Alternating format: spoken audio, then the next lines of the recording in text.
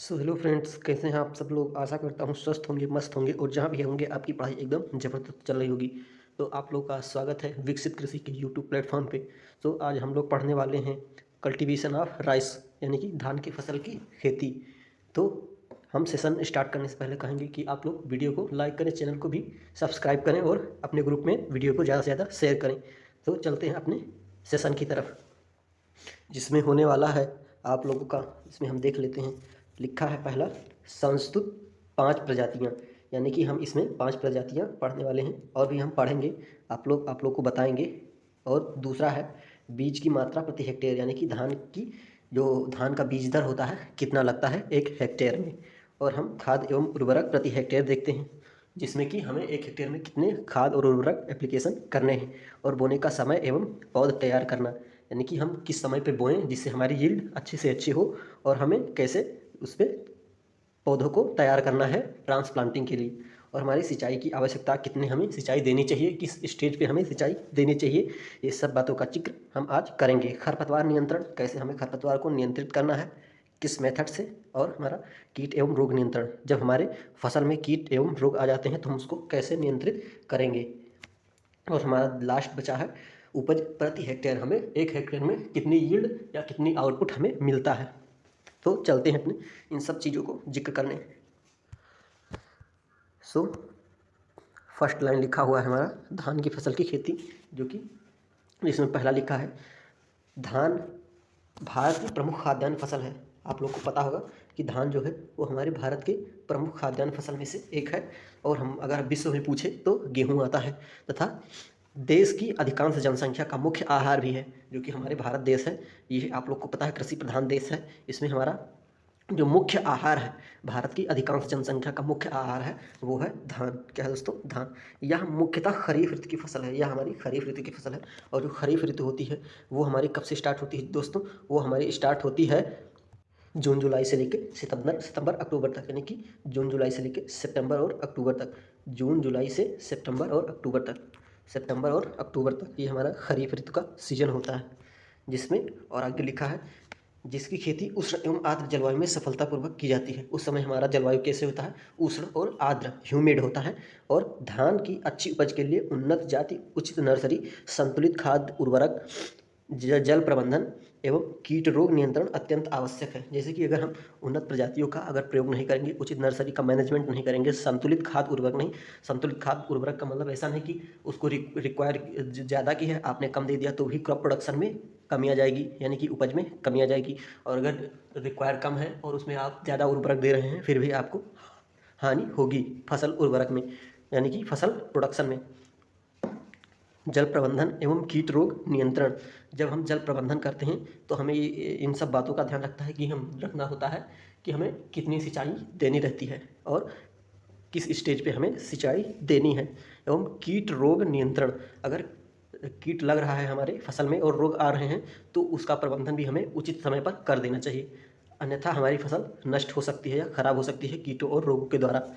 तो हम अपना नेक्स्ट देखते हैं, जिसमें लिखा है संस्तुत 5 प्रजातियाँ यानी कि जातियाँ, जिसमें हमें क्षेत्र के अनुसार देखना है, क्षेत्र और परिस्थिति के अनुसार धान की निम्नलिखित संस्तुत जातियाँ। जिसमें हमारा लिखा है first is one Swarna MTU 7029, जो कि होता है हमारा धान का एक प्रमुख वैरायटी, जो कि रिलीज हुई थी 1982 में आंध्र प्रदेश यूनिवर्सिटी से। कि कब हुई थी दोस्तों? 1982 में। और कहाँ से हुई थी? आंध्र प्रदेश यूनिवर्सिटी से यह वैरायटी डेवलप हुई थी।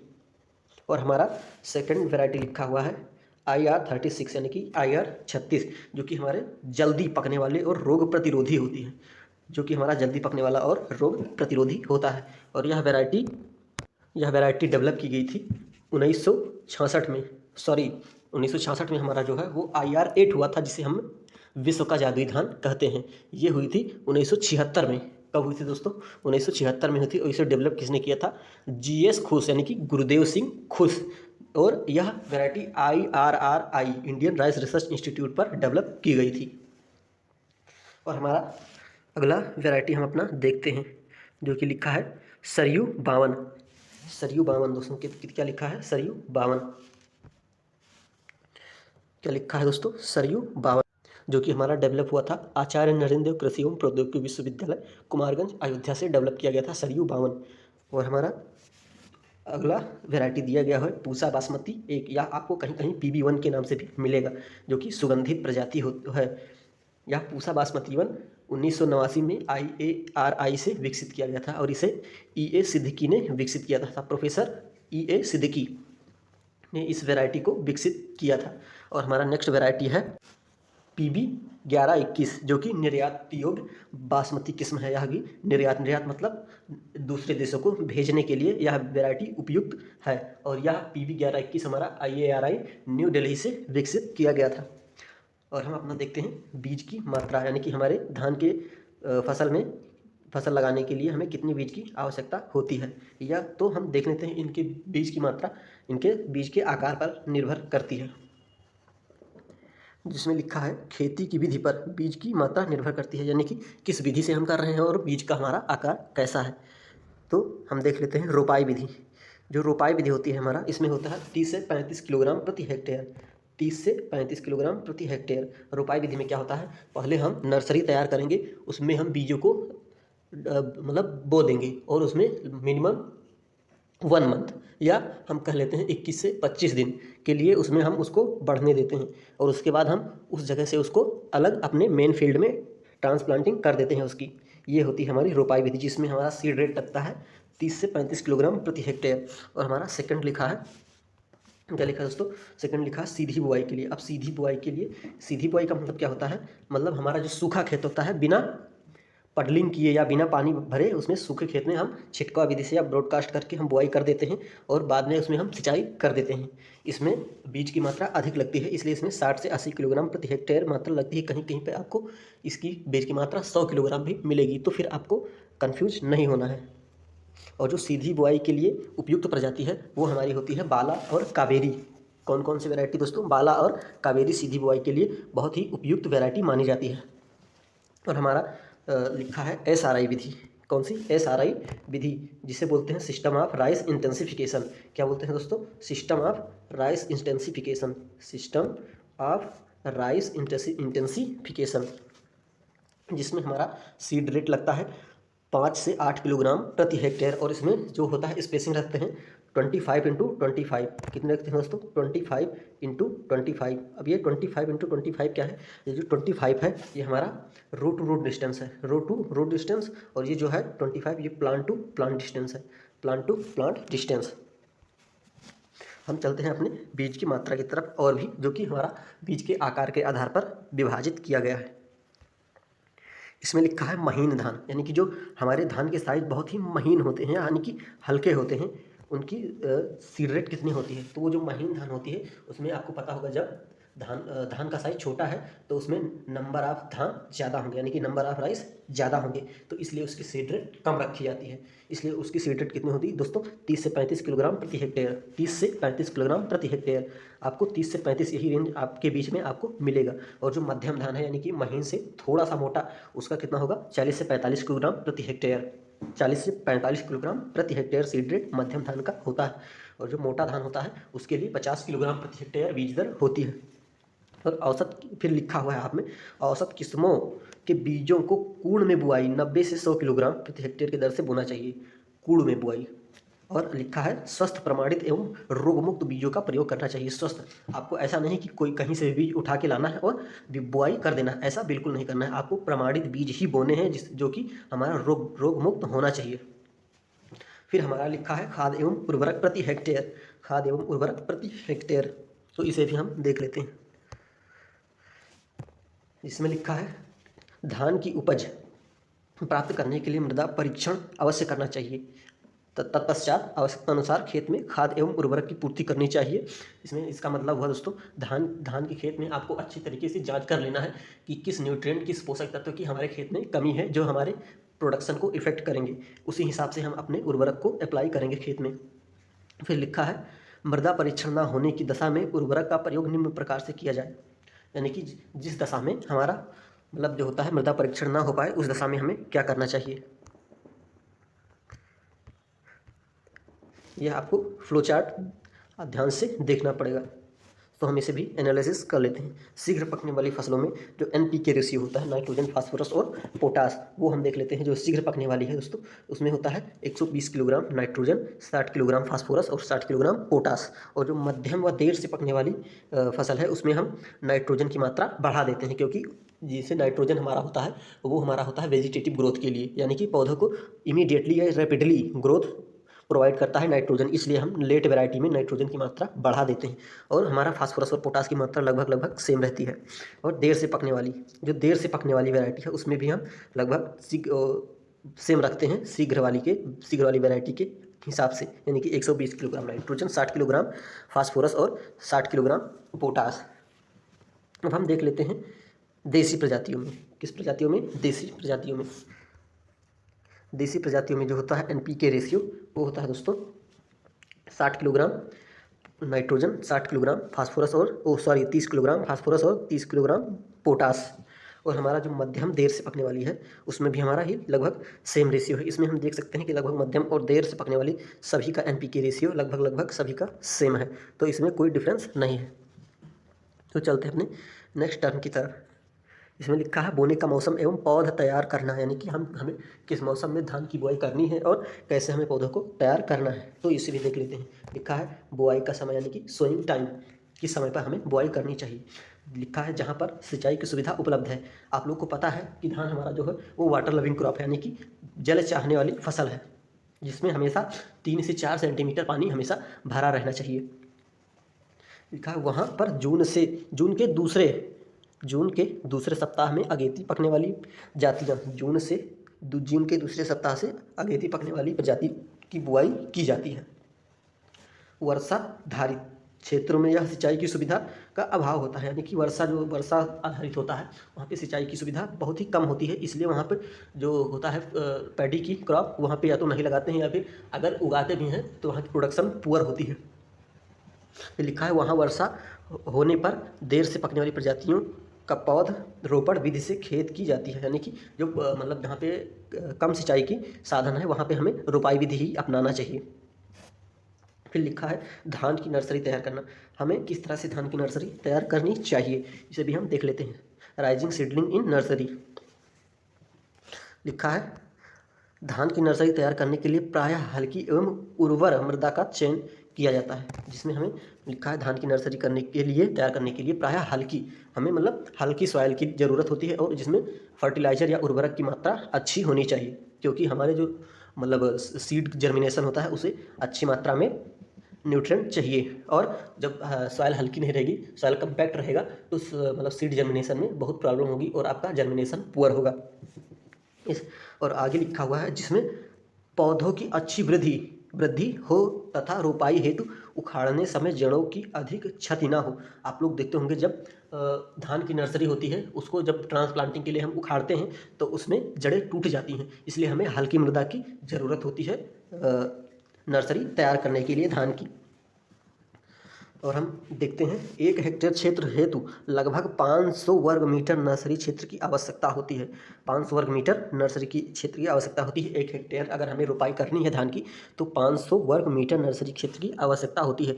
इसे आप नॉर्मली ध्यान रखिए, मतलब अगर आपको कहीं भी ट्रांसप्लांटिंग करनी है धान की, तो 1/10 यानी कि 1/10वां भाग आप नर्सरी लगा दीजिए। अगर आपको मान लीजिए 10 बीघे में धान की नर्सरी लगानी है, तो आप 1 बीघे क्या करेंगे, नर्सरी लगाएंगे। ये होता है एक कॉमन रेशियो 1/10। और अपना आगे हम देखते हैं क्या लिखा है। देर से बोई जाने वाली प्रजातियां हेतु 750 से 1000 वर्ग मीटर नर्सरी क्षेत्र की आवश्यकता होती है। जब आप देर से बुआई करेंगे तो आपको नंबर आप हिल्स ज़्यादा लगाने पड़ेंगे। हिल्स क्या होती हैं, जब आप देखे होंगे धान की ट्रांसप्लांटिंग करते समय उसमें 2-3 पौधे एक साथ लगाए जाते हैं, तो वो जो 2 से 3 पौधे एक साथ लगाए जाते हैं, उसी को इनके पूरे ग्रुप को क्या बोलते हैं, हिल बोलते हैं। क्या बोलते हैं दोस्तों, हिल। तो इसलिए हमें जब देर से बुआई करनी होगी तो हम नंबर ऑफ हिल्स ज़्यादा करेंगे, इसलिए हमें नर्सरी के प्लांट्स की ज़्यादा आवश्यकता पड़ेगी, इसलिए हम नर्सरी का आकार बढ़ा देते हैं। जिसमें कुछ विधियाँ हैं, हम देख लेते हैं। जिसमें लिखा है पहला है आर्द्र विधि, यानी कि वेट मेथड, जो कि गीला मेथड, जिसे आप नॉर्मली भाषा में बोल दें गीला विधि। इस विधि से नर्सरी तैयार करने के लिए ग्रीष्मकालीन जुताई 2 बार मिट्टी पलट हल से करके, यानी कि आप मिट्टी पलट हल से कितनी बार जुताई करेंगे दोस्तों? 2 बार। और उसमें 20 से 30 टन अच्छी सड़ी हुई गोबर खाद अथवा कंपोस्ट मिला देते हैं। 20 से 30 टन अच्छी सड़ी हुई गोबर की खाद अथवा कंपोस्ट मिला देते हैं। तत्पश्चात खेत में पानी भर देते हैं। पानी भर कर क्या करते हैं दोस्तों? पडलर या देसी हल द्वारा 2-3 बार जुताई करके पाटा चला कर मिट्टी को पंकलित यानी कि पडल्ड कर दिया जाता है। अब पडलर क्या होता है? आप लोगों ने देखा होगा, जब धान की ट्रांसप्लांटिंग करने के लिए खेत में पानी भरा जाता है, फिर ऊपर से ट्रैक्टर या हल द्वारा जुताई करके ऊपर से पाटा लगा दिया जाता है। पाटा लगाने का मतलब लकड़ी का जो होता है उसी से हम लेवल करने के लिए पाटा लगाते हैं, यानी कि सॉइल का कम्पैक्टनेस बढ़ाने के लिए, जिससे हमारा जल का रिसाव कम से कम हो। उसी को क्या बोलते हैं? पडलिंग। और जो पडलिंग जिससे की जाती है उसको बोलते हैं पडलर। सो चलते हैं अपने नेक्स्ट पॉइंट की तरफ। फिर लिखा है इसमें, इससे खरपतवार सड़कर नष्ट हो जाते हैं। जब आप पडलर चलाएंगे तो जिससे ऊपर तैरते हुए पानी में जो खरपतवार होते हैं वो नीचे दब जाते हैं मिट्टी में और सड़कर नष्ट हो जाते हैं। इस प्रकार लेह लगाने के दूसरे या तीसरे दिन पानी सूख जाने पर 1.25 मीटर चौड़ी तथा सुविधानुसार लंबी क्यारियाँ बना ली जाती हैं। जब आपका पानी सूख जाए तो 1.25 मीटर चौड़ी या तथा सुविधानुसार, जिस हिसाब से आपके खेत का मतलब वो हो, स्लोप हो, ढलान हो, उसी हिसाब से आप अपनी सुविधानुसार क्यारी बना लीजिए, जिसमें निराई गुड़ाई सिंचाई तथा अन्य कर्षण क्रियाएं करने में आपके लिए सुविधाजनक हो। फिर लिखा है, पौध क्षेत्र में आवागमन हेतु जल निकास हेतु 30 से 40 सेंटीमीटर चौड़ी पथरी खाली छोड़ दी जाती है। यानी कि जल निकास के लिए, जब आपका जल ज़्यादा हो जाए, यानी कि पानी की मात्रा ज़्यादा हो जाए खेत में, तो उसे निकालने के लिए 30 से 40 मीटर चौड़ी पथरी खाली छोड़ दी जाती है, नाली। नर्सरी में प्रति 10 वर्ग मीटर हेतु 225 ग्राम यूरिया अथवा 500 ग्राम अमोनियम सल्फेट या 500 ग्राम सिंगल सुपर फास्फेट का छिड़काव किया जाता है। इसमें यूरिया भी एक नाइट्रोजन रिच फर्टिलाइज़र है और अमोनियम सल्फेट भी सल्फर की मात्रा देती है हमें, और जो है सिंगल सुपर फास्फेट है फास्फोरस की मात्रा देती है, जो जिसमें सिंगल सुपर फास्फेट में 16% फास्फोरस पाया जाता है, का छिड़काव किया जाता है। अंकुरित बीजों का छिड़काव करके पानी का छिड़काव करते रहते हैं, जिससे बीज सदैव नम आर्द्र बने रहते हैं। प्रति 10 वर्ग मीटर क्षेत्र में बारीक धान के 750 ग्राम बीज, मध्यम धान के 850 ग्राम बीज तथा मोटे धान के 1 किलोग्राम बीज की बुआई करते हैं। फिर लिखा है नर्सरी की शुष्क विधि, यानी कि ड्राई मेथड से हमें नर्सरी कैसे उगानी चाहिए। इस विधि को मुख्यतः कहाँ पर अपनाया जाता है? जहाँ पे सिंचाई की सुविधा उपलब्ध ना हो या बहुत ही कम हो, तथा यहाँ पे 3 से 4 जुताइयाँ हम अच्छे से कर लेते हैं और तत्पश्चात हम पाटा लगा देते हैं मिट्टी को भुरभुरा बनाने के लिए और हल्का बनाने के लिए। और इसमें पूर्व विधि के अनुसार ही कुछ कंपोस्ट और क्या बोलते हैं, सड़ी खाद गोबर की डाल देते हैं। और इसकी तैयारी के लिए हमें खेत का आकार कितना होना चाहिए? वो होता है तैयार खेत में 8 मीटर लंबी तथा 1.25 मीटर चौड़ी तथा मृदा में 20 सेंटीमीटर ऊंची क्यारी बना लेते हैं। क्यारियों के बीच में 30 सेंटीमीटर चौड़ी जल निकास नाली छोड़ देते हैं, जल के निकलने के लिए। जैसे कि पानी खेत में अगर ज़्यादा हो गया तो उनको निकलने के लिए 30 सेंटीमीटर चौड़ी मतलब निकास करने के लिए जल को नाली बना देते हैं 30 सेंटीमीटर चौड़ी। तो चलते हैं अपने नेक्स्ट पॉइंट की तरफ। फिर लिखा है डेपोक विधि, यानी कि डेपोक विधि क्या है हम इसे भी देख लेते हैं। तो दोस्तों डेपोक विधि में क्या होता है? लिखा है इस पर, धान की नर्सरी की यह विधि फिलीपींस से प्रचलित है। यानी कि इस विधि का विकास कहाँ पे हुआ था? डेपोक विधि का विकास कहाँ हुआ था दोस्तों? तो डेपोक विधि का विकास फिलीपींस में हुआ था। भारत में इसका आगमन आंध्र प्रदेश के किसानों द्वारा किया गया। यानी कि इसका प्रचलन कहाँ पे है दोस्तों? सबसे पहले कहाँ हुआ? भारत में, आंध्र प्रदेश में। और इस विधि में नर्सरी बिना मिट्टी के तैयार किया जाती है। सबसे बड़ी बात इसमें है कि इसमें सॉइल का प्रयोग नहीं किया जाता नर्सरी तैयार करने के लिए, तथा यह 2 सप्ताह में तैयार हो जाता है। यानी कि 12 से 14 दिन में आपका यह नर्सरी तैयार हो जाएगा, इतना जल्दी। और 1 हेक्टेयर खेत की रोपाई हेतु इस विधि में 25 से 30 वर्ग मीटर पौध क्षेत्र में यथोचित उचित आकार की पॉलीथीन की चादरें से, यानी कि इसमें जब सॉइल का प्रयोग नहीं किया जाएगा तो सबसे अच्छी बात यह है कि कहाँ पर किया जाएगा। फिर आपके मन में ये भी आएगा, अगर सॉइल पे नहीं किया जाता है, सॉइल का प्रयोग नहीं किया जाता है, तो फिर इस नर्सरी को कहाँ पर तैयार करेंगे? तो इसको पॉलीथीन के चादर पर तैयार करते हैं और सीड को बिखेर देते हैं उसी पर, और प्रॉपर उसमें वाटर का स्प्रे करते रहते हैं, जिससे ऑप्टिमम मॉइस्चर उस पर बना रहे। तो चलते हैं अपने नेक्स्ट पॉइंट पर। जो लिखा है सिंचाई की आवश्यकता, क्या है? सिंचाई की आवश्यकता। खेत में 5 से 7 सेंटीमीटर पानी बनाए रखना चाहिए। कितना? 5 से 7 सेंटीमीटर। और महत्वपूर्ण अवस्थाएं, यानी कि हमें किन किन अवस्थाओं पे सिंचाई देनी बहुत ही महत्वपूर्ण है। अगर इस अवस्था पे हम सिंचाई नहीं देते हैं तो हमारे प्रोडक्शन पर सीधे इफेक्ट करेगा और हमारा जो उत्पादन है वो कम हो जाएगा। जिसमें पहला लिखा है कल्ले निकलने की अवस्था पर, यानी कि जब हमारे कल्ले निकलने लगे, यानी कि हमारे प्लांट्स में टिलरिंग होने लगे, उस समय पर हमें सिंचाई देना बहुत ही आवश्यक है। टिलरिंग क्या होता है? आप लोगों ने देखा होगा, जब हम मान लीजिए हिल्स में 2 से 3 पौधे लगा देते हैं तो आप देखते होंगे कुछ दिन बाद उसके जो हिल्स होते हैं वो बहुत मोटे हो जाते हैं। तो वो टिलरिंग की वजह से होते हैं, बगल साइड से ऐसे कल्ले निकल कर और नए प्लांट बना लेते हैं। तो जब यह कल्ला बनने लगता है, टिलरिंग होने लगती है, तब उस अवस्था पर हमें सिंचाई देना बहुत ही महत्वपूर्ण माना जाता है। और फिर लिखा है फूल बनने की अवस्था पे। दूसरा कौन सा लिखा है? फूल बनने की अवस्था पे। जब हमारा फूल बनने लगे, यानी कि हमारे क्रॉप में फ्लावरिंग होने लगे, उस समय पर भी हमें सिंचाई देना बहुत ही आवश्यकता है। और तीसरा लिखा है दाना भरने की अवस्था पर, यानी कि जब हमारे दाने भरने लगे, दाने हमारे ठोस होने लगे, तो भी हमें सिंचाई देना बहुत ही आवश्यक है। क्योंकि जब हम सिंचाई नहीं देंगे तो हमारे दानों का क्वालिटी और पुअर हो जाएगा, या फिर हमारे जो बालियाँ उसमें दाने बनेंगे ही नहीं और उसमें भूसा हो जाएगा या उसमें ब्लैक कलर का चूर्ण भर जाएगा। और हाँ, इसमें और भी एक नोट पॉइंट दिया गया है, इसे भी आप विशेषकर ध्यान दीजिएगा। कटाई से 10 से 15 दिन पूर्व पानी निकाल देना चाहिए। जो कि हमारा धान की फसल में पानी भरा रहता है, उसको कटाई करने से 10 से 15 दिन पहले खेत से पानी निकाल देना चाहिए। और जब हमारा मतलब कटाई के वक्त मॉइस्चर कितना होना चाहिए, यानी कि हमारे खेत में नमी कितना होना चाहिए कटाई के वक्त, तो वो होना चाहिए हमारा 20 से 30% नमी हमारे खेत में होना चाहिए कटाई के वक्त। सो हम चलते हैं अपने नेक्स्ट पॉइंट की तरफ, जो लिखा है हमारा खरपतवार नियंत्रण। अब हम खरपतवार नियंत्रण भी देख लेते हैं। तो लिखा है इसमें धान में खरपतवार उपज को 25 से 40% तक घटा देता है।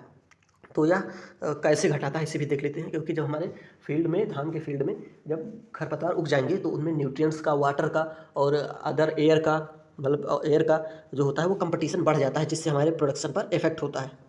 तो हम इसके नियंत्रण को भी देख लेते हैं।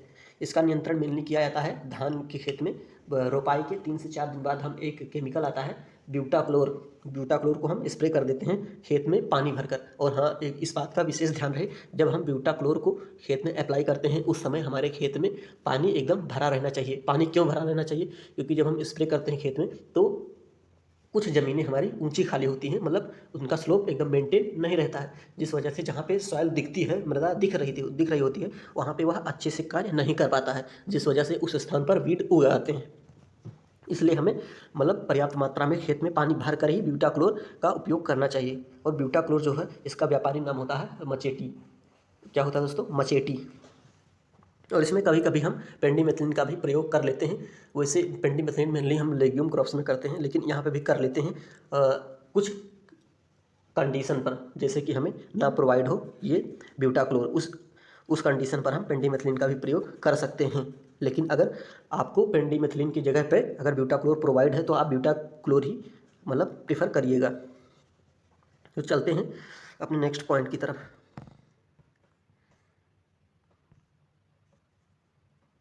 लिखा है इसमें धान की हानिकारक कीट एवं उनकी रोकथाम, यानी कि कौन कौन से कीट हमारे धान की फसल में लगते हैं और उनका हम रोकथाम कैसे करेंगे। और हाँ, आप लोगों से निवेदन है कि आप लोग लास्ट तक वीडियो में बने रहें, क्योंकि कुछ कंटेंट है जो कि इस पीडीएफ में नहीं है, वो हम आप लोग को बोल देंगे, आप लोग नोट कर लीजिएगा, जो कि बोर्ड पेपर में बहुत ही हेल्पफुल होने वाला है। और यह क्वेश्चन वहाँ से आते ज़रूर हैं, तो आप लोग लास्ट तक जरूर बने रहिएगा। और हाँ, आप लोग फीडबैक भी बीच बीच में देते रहिएगा कमेंट के जरिए कि आपको वीडियो कैसे लग रहा है और आपको किस तरह के वीडियो चाहिए, किस टॉपिक पर वीडियो चाहिए। तो हम चलते हैं अपने टॉपिक की तरफ, जो कि हमारा पहला कीट होने वाला है धान का तना छेदक, यानी कि स्टेम बोरर, जो कि बहुत ही हानिकारक कीट होता है हमारे धान के लिए। स्टेम बोरर क्या कहता है? मेनली हमारे जो बालियाँ होती है, बालियों के जस्ट नीचे जो कि हमारा स्टेम होता है, उस पर वो छेद करता है, छेद करके उसमें घुस जाता है और उनके न्यूट्रिएंट्स को अपने मतलब खा जाता है और उनके तने के जो गूदे होते हैं उनको खा जाता है। आप लोग देखे होंगे कि क्रॉप में धान के कि कुछ बालियाँ सूख गई हैं, कुछ बालियाँ सूख गई हैं समय से पहले, उसमें न तो दाना बना हुआ है ना ही दुग्धावस्था हुआ है, वैसे ही वो सूख गए हैं, उसमें केवल भूसी है। तो वो होता है हमारा तना छेदक की वजह से। और हमारे कभी कभी आधे प्लांट भी सूख जाते हैं, मतलब आधे तने से। और हम अपना देख लेते हैं दूसरा है जो कि धान का गंधी बग। गंधी बग क्या होता है? इस कीट के बच्चे तथा वयस्क बालियों का रस चूसते हैं, जिसमें बालियों में दाने नहीं बन पाते तथा बालियों का रंग सफ़ेद हो जाता है। ये या जो होता है धान का गंधी बग, ये डायरेक्ट हमारे जो दाने के बालियों के दाने होते हैं उन पर अटैक करता है और उनके रस को चूस लेता है और उसमें मतलब दाने नहीं बनने देता है। और हमारा तीसरा लिखा हुआ है धान की पत्तियों के हरे फुदके, यानी कि ग्रीन लीफ हॉपर। ये फुदके हरे रंग के होते हैं, यानी कि ये फुदके हरे रंग के होते हैं। इनके बच्चे और वयस्क पत्तियों का रस चूसते हैं जिससे पत्तियों का रंग पहले पीला पड़ जाता है, फिर कत्थई तथा बाद में पत्तियां सूखने लगती हैं। यानी कि ये पत्तियों पर अटैक करता है और यह पत्तियों को सुखा देता है। पहले उनके न्यूट्रिएंट्स को, यानी कि उनके रस को चूसता है, बाद में वो पत्तियां पीली पड़ जाती हैं, फिर धीरे धीरे सूख कर मर जाती हैं। चलते हैं नेक्स्ट पॉइंट की तरफ। फिर हम देख लेते हैं इसमें कुछ धान के प्रमुख रोग, जो कि पहले होने वाला है झोंका रोग, जिसे ब्लास्टा भी कहते हैं। देख लेते हैं इसे। यह रोग पायरिकुलेरिया ओराइजी नामक फफूंद के कारण होता है। किसके कारण होता है दोस्तों? पायरिकुलेरिया ओराइजी नामक फफूंद के कारण होता है। इस रोग में पत्तियां, बालियां, डंठल आदि पर धब्बे अथवा आँख जैसे धब्बे बन जाते हैं, जिनके किनारे किनारे कत्थई या मध्यम भाग में राख जैसा हो जाता है। रोग के अधिक प्रकोप से पत्तियां झुलस जाती हैं। जब यह रोग का अधिक प्रकोप हो जाएगा प्लांट पे, तो उनकी पत्तियां झुलस जाएंगी और ऐसा समय, मतलब कुछ समय बाद ये प्लांट को ही मार देंगी। फिर इसके नियंत्रण को भी हम देख लेते हैं, इसको हम कैसे नियंत्रित करेंगे। पहला लिखा है इस रोग से बचाव हेतु प्रमाणित बीजों का प्रयोग करना चाहिए। ऐसे बीजों का हमें प्रयोग करना चाहिए जिसमें यह रोग ना हो, मतलब इस रोग से फ्री हो, उसी प्रमाणित बीजों का प्रयोग हमें करना चाहिए। फिर दूसरा लिखा हुआ है बीज की बुआई से पूर्व परायुक्त, यानी कि उपयुक्त जो होता है, उपयुक्त रसायनों जैसे एग्रोसान GF या सेरेसान या एरिसन का मतलब 2.5 ग्राम मात्रा प्रति किलोग्राम बीज की दर से उपचारित करना चाहिए। और हमारा तीसरा लिखा है खड़ी फसल में रोग का प्रकोप हो जाने पर डाइथेन M45 या जिंक 2 किलोग्राम मात्रा को 500 लीटर पानी में घोलकर प्रति हेक्टेयर की दर से 10 दिन के अंतर पर 2-3 छिड़काव करते हैं। यानी कि जब यह रोग हमारे खड़ी फसल में हो जाता है तब हमें कैसे इसको कंट्रोल करना है। तो इसमें हमारा डाइथेन M45 जो है, इसको हम 500 लीटर पानी में घोलेंगे या फिर 2 किलोग्राम जिंक ले लेंगे। इसको घोल कर मतलब 10-10 दिन के अंतर पर, ऐसा नहीं कि लगातार छिड़कना है, डेली नहीं, 10-10 दिन के अंतर पर 2 से 3 छिड़काव करते हैं, जिससे हमारा कंट्रोल हो जाता है। फिर हमारा नेक्स्ट लिखा हुआ है रोगरोधी किस्में, जैसे जलमग्न आदि, ये सब रोगरोधी किस्में हैं जो कि यहाँ पे मेंशन किए गए हैं, आप लोग देख लीजिएगा। इन सब का प्रयोग करके हम इस रोग से बच सकते हैं। फिर हमारा नेक्स्ट लिखा है बैक्टीरियल झुलसा, यानी कि बैक्टीरियल लीफ ब्लाइट। यह रोग होता है हमारा जेंथोमोनास ओराइजी नामक जीवाणु से होता है। किससे होता है दोस्तों? जेंथोमोनास ओराइजी नामक जीवाणु से। इस रोग से प्रभावित पौधों में शीर्षस्थ सूख जाता है। शीर्षस्थ मतलब एकदम टॉप पोर्शन जो होता है पौधे का, वो सूखने लगता है अथवा पत्तियां पीली पड़ जाती हैं। इस रोग के प्रभाव से उपज कम हो जाता है। जाहिर सी बात है, जब एकदम शीर्ष पर ही हमारी बालियां लगती हैं और जब शीर्ष ही सूख जाएगा तो प्रोडक्शन में कमी तो आएगी ही। और इसके नियंत्रण को भी हम देख लेते हैं। लिखा हुआ पहले प्रभावित बीजों की ही बुआई करते हैं, यानी कि प्रमाणित होना चाहिए यहाँ पे, प्रमाणित बीजों की बुआई करते हैं। और 75 ग्राम एग्रीमाइसिन प्लस 100 ग्राम या 500 ग्राम कापर ऑक्सीक्लोराइड जैसे फाइटोलान, ब्लाइटेक्स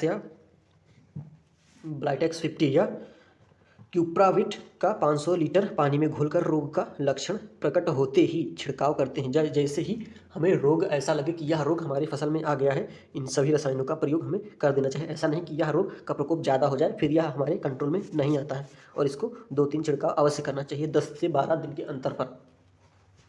ये लिखा हुआ है हमारा तीसरा झूठा कंडुआ, यानी कि फॉल्स स्मट। इसे भी हम देख लेते हैं। यह रोग क्लेविसेप्स ओराइजी नामक फफूंद से होता है। इस रोग में बालियों में दाना के स्थान पर नारंगी व हरा पुंज बन जाता है। बालियों में दाना ना बनकर उसमें नारंगी रंग का पुंज बन जाता है। यानी कि आप लोग देखे होंगे जब कभी भी आप लोग धान के फील्ड से गुजरे होंगे तो जब पक रहा होगा धान तो आप लोगों ने जब हाथ उस पर लगाया होगा तो आपके हाथ में नारंगी टाइप का कुछ लग जाता है, तो यह वही होता है स्मट रोग। पुंज बन जाता है, बाद में काले रंग में यह बदल जाता है, धान की उपज गिर जाती है। अब बचाव इसको कैसे करेंगे? तो हमारा पहला लिखा है स्वस्थ एवं प्रमाणित बीजों की बुआई करनी चाहिए। और दूसरा लिखा है रोग प्रभावित बालियों को फसल की कटाई के समय एकत्रित करके जला देना चाहिए, जिससे हमें हमारा जो ये रोग है ये फिर नेक्स्ट क्रॉप में या अगले लगाने वाली फसल में यह ना लगे। फिर लिखा है बुआई से पूर्व बीज को उपयुक्त रसायन से उपचारित करना चाहिए, यानी कि बीज को अच्छे से उपचारित करके बोना चाहिए जिससे यह बीमारी ना लगे। फिर चौथा लिखा है बहुत ही मोस्ट और यूपी बोर्ड का फेवरेट जो रोग है वो होता है खैरा रोग, यानी कि खैरा डिजीज। यह आपको जरूर देखने को मिलेगा यूपी बोर्ड के पेपर में। यह रोग खैरा रोग, यह रोग मृदा में जिंक की कमी के कारण होता है। जब हमारी मृदा में जिंक तत्व की कमी हो जाती है तब इस रोग का प्रकोप हमारे फसल में ज़्यादा देखने को मिलता है। इस रोग से प्रभावित पौधों की निचली पत्तियां, जो प्लांट की निचली पत्तियां होती हैं, पहले पीली पड़ जाती हैं, फिर पत्तियों में कत्थई रंग के धब्बे दिखाई देते हैं, फिर पत्तियों में कत्थई रंग के धब्बे दिखाई देते हैं और बाद में पत्तियां सूख जाती हैं पौधे की बढ़वार में कमी पड़ती है या बालियां नहीं बनती हैं। कभी कभी ऐसा भी होता है सेल्डम बालियां नहीं बनती हैं इस डिजीज के कारण, जिससे हमारा सीधे यील्ड पर इफेक्ट करता है। और इसके नियंत्रण को भी हम देख लेते हैं। खैरा रोग के नियंत्रण के लिए 5 किलोग्राम क्या करना चाहिए? जिंक सल्फेट तथा 2.5 किलोग्राम चूना या 2 किलोग्राम यूरिया को 750 या 1000 लीटर पानी में घोलकर 10 दिन के अंतर पर 2 बार छिड़कना चाहिए। और हमारा पांचवा रोग है, क्या लिखा है दोस्तों? धान का भूरा धब्बा रोग। धान का भूरा धब्बा रोग यानी कि ब्राउन स्पॉट डिजीज। यह रोग किससे होता है दोस्तों? ओक्लियोबेलस मियोबेनस नामक फफूंद से होता है। इस रोग का प्रकोप अक्टूबर माह में अधिक होता है, यानी कि जब हमारा कटाई की अवस्था होती है उस समय पे हमारा यह रोग बहुत ही ज़्यादा अटैक करता है। इसमें पत्तियों पर भूरे धब्बे बनते हैं जो बाद में दानों पर भी फैल जाते हैं, जिससे दाने काले पड़ जाते हैं तथा खोखले रह जाते हैं, जिसमें दाने नहीं बनते हैं और हमारा धान भूसी ही रह जाता है। इसको नियंत्रण करने के लिए हमें सदैव स्वस्थ और प्रमाणित बीज का प्रयोग करना चाहिए। बीज बुआई से पूर्व एग्रोसान GF सेरेसान आदि से उपचारित कर लेना चाहिए।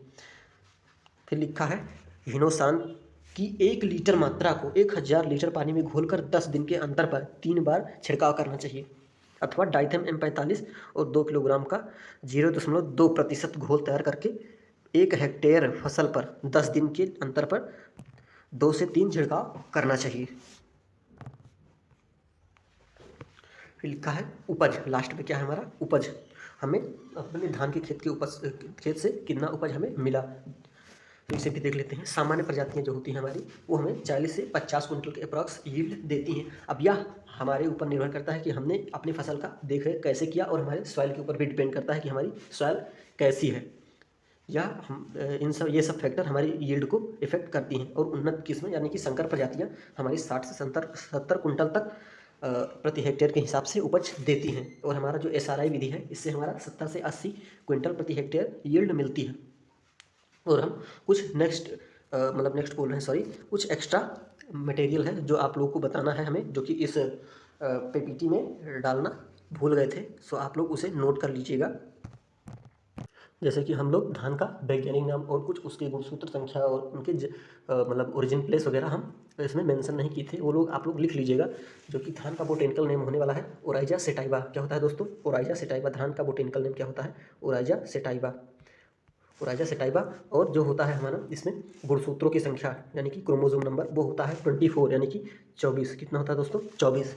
और जो हमारे इसका ओरिजिन प्लेस होता है यानी कि जन्म स्थान होता है या किस स्थान पर पहले ग्रो किया था, तो वो होता है हमारा साउथ ईस्ट एशिया, या आपको कहीं कहीं इंडो बर्मा भी मिलेगा। अगर आपको दोनों मिलता है तो आप साउथ ईस्ट एशिया को ज़्यादा प्रेफर कीजिएगा। और इसमें प्रोटीन कंटेंट होता है कितना दोस्तों? इसमें जो होता है प्रोटीन कंटेंट वो होता है 6 से 7%। आपको सीरियल्स में प्रोटीन बहुत ही कम देखने को मिलेगा, क्योंकि जो हमारा सीरियल्स होता है, यह कार्बोहाइड्रेट का मुख्य स्रोत है और इसमें कार्बोहाइड्रेट पाया जाता है मोर देन 70%, यानी कि आपको जितने भी सीरियल्स होंगे आपको 60 से 70% के अप्रॉक्स सभी सीरियल्स में कार्बोहाइड्रेट की मात्रा मिलेगी। और इसमें जो फैट होता है, इसमें जो फैट होता है 2 से 2.5 होता है। कितना होता है? 2 से 2.5 होता है। कितना? 2 से 2.5। और भी हम इसमें कुछ देख लेते हैं क्लासिफिकेशन वगैरह, जो कि हमारा धान की जो प्रजाति है ये हमें 24 प्रजातियाँ पाई जाती हैं, जो कि विश्व में 24 प्रजातियाँ कुल पाई जाती हैं धान की, जिसमें 22 प्रजातियाँ जो होती हैं वो जंगली होती हैं और 2 ही की खेती हमारे मतलब की जाती है, जिसमें पहला है ओराइजा सेटाइवा और दूसरा है ओराइजा ग्लेवेरिमा। और जो जिसमें ओराइजा सेटाइवा है ये इसकी खेती लगभग सभी जगह पर की जाती है, और जो ओराइजा ग्लेवेरिमा है इसकी खेती मेनली अफ्रीका में ही की जाती है। और जो धान होता है हमारा यह ग्रेमनी फैमिली से बिलोंग करता है, और जो ग्रेमनी फैमिली में पुष्पक्रम होता है यानी कि धान का भी होगा। धान में जो पुष्पक्रम होता है वो होता है पेनिकल प्रकार का। किस प्रकार का दोस्तों? पेनिकल होता है। धान में किस प्रकार का पुष्पक्रम? पेनिकल। इस प्रकार का दोस्तों पेनिकल होता है। और इसमें अगर पुंकेसरों की संख्या पूछी जाए तो 6 होती है, जबकि सभी मतलब बांस में भी हमारा पुंकेसर की संख्या 6 होती है। और जो हमारे धान की कुछ प्रजातियां हैं उन्हें भी हम देख लेते हैं, अदर प्रजातियां जो इसमें मेंशन नहीं की गई थी और बहुत ही पॉपुलर है और हमारे एग्जाम में आते हैं, जिसमें पहला है IR8। कौन सा है प्रजाति दोस्तों? IR8। इसे विश्व का जादुई धान भी बोलते हैं। IR8 को विश्व की जादुई धान भी बोलते हैं। और इसे डीजीवू और किसका क्रॉस है? पेटा। एक होता है पेटा, इसके क्रॉस से बनाया गया है। किसके क्रॉस से बनाया गया है दोस्तों? डीजीवू और इंटू पेटा। और जो हमारा ये होता है IR8 विश्व का जादुई धान यानी कि वर्ल्ड मिरेकल राइस। और जो हमारा भारत का जादुई धान होता है वो होता है दोस्तों जया। क्या होती है दोस्तों? जया होता है। और यह इसको डॉक्टर शास्त्री ने विकसित किया था। किसने विकसित किया था दोस्तों? डॉक्टर शास्त्री ने। और अगर आपसे पूछे कि भारत की प्रथम संकर किस्म क्या है यानी कि हाइब्रिड वैरायटी भारत की कौन सी है, तो वो होती है CORH फर्स्ट। यह होती है भारत के धान की प्रथम संकर किस्म। और अगर आपको पूछा जाए कि धान की औषधीय वैरायटी कौन सी है यानी कि कौन से वैरायटी को औषधीय वैरायटी कहा जाता है, तो वो होता है हमारा कालो जीरा। क्या होती है दोस्तों? कालो जीरा वैरायटी को मतलब धान का औषधीय वैरायटी कहते हैं। और जो हमारा धान का टेस्ट वेट होता है यानी कि टेस्ट वेट मतलब 1000 दानों का वजन होता है, जो टेस्ट वेट वो होता है 25 ग्राम यानी कि 25 ग्राम। कितना होता है? 25 ग्राम। और एक होता है बासमती धान का, वो अलग होता है, उसका होता है 21 ग्राम, क्योंकि जो बासमती धान होता है वो बहुत ही हल्का होता है और महीन होता है, इसलिए इसका टेस्ट वेट कम होता है, 21 ग्राम होता है। आशा करता हूँ आप लोग को ये सेशन अच्छा लगा होगा, और अगर सेशन अच्छा लगा तो लाइक कीजिए, चैनल को भी सब्सक्राइब कीजिए, और कमेंट में बताइएगा आपको सेशन कैसा लगा। आप लोग कमेंट में बताते नहीं हैं, आप लोग ये ज़रूर बताया करें कि आपको वीडियो कैसा लगा और कैसे कंटेंट आपको चाहिए, जिससे हमें आगे आपके लिए कंटेंट लाने में आसानी हो। Thank you.